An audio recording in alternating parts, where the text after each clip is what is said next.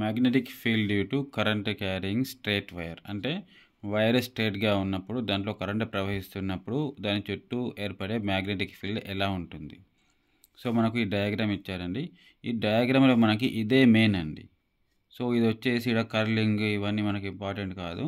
అది ఇక్కడ మనం గుర్తుంచుకోవాల్సింది ఏంటంటే బ్యాటరీలో మనకు పాజిటివ్ నెగిటివ్ ఉంటాయి. ఒకవేళ ఇది పాజిటివ్ అయిందనుకోండి కరెంట్ వచ్చేసి కింది వైపు డైరెక్షన్ ఉంటుంది, రైట్.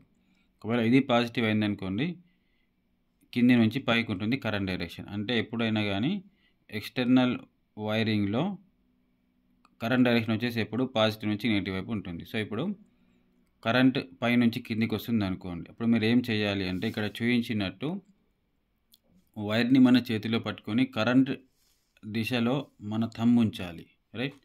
సో వైర్ని మన హ్యాండ్లో ఉందనుకొని మనము కరెంట్ డైరెక్షన్, ఒకవేళ కరెంట్ కిందికి వస్తుంది అనుకోండి ఇలా ఉంచాలన్నమాట. ఇలా ఉంచినప్పుడు మన హ్యాండ్స్ మిగతా 4 ఫింగర్లు ఏ డైరెక్షన్లో కర్లింగ్ ఉన్నాయి, సో క్లాక్ వైజ్ డైరెక్షన్లో ఉన్నాయి.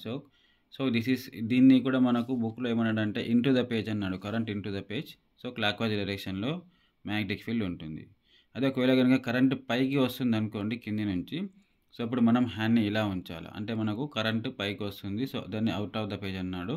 సో మన హ్యాండ్ మిగతా 4 ఫింగర్లు మన కర్లింగ్ వచ్చేసి ఏ డైరెక్షన్లో ఉంది, యాంటీ క్లాక్ వైజ్ డైరెక్షన్లో ఉంది. కాబట్టి అది వచ్చేసి మనకు మ్యాగ్నెటిక్ ఫీల్డ్ డైరెక్షన్ అనమాట. అంటే ఇప్పుడు గుర్తుంచుకోవాల్సింది ఏంటంటే ఒక స్ట్రేట్ వైర్ గుండా కరెంట్ ప్రవహిస్తున్నప్పుడు దాని చుట్టూ ఏర్పడే మ్యాగ్నెటిక్ ఫీల్డ్ వచ్చేసి మనకు సర్క్యులర్ రూపంలో ఉంటుందన్నమాట, రైట్. Thanks for watching.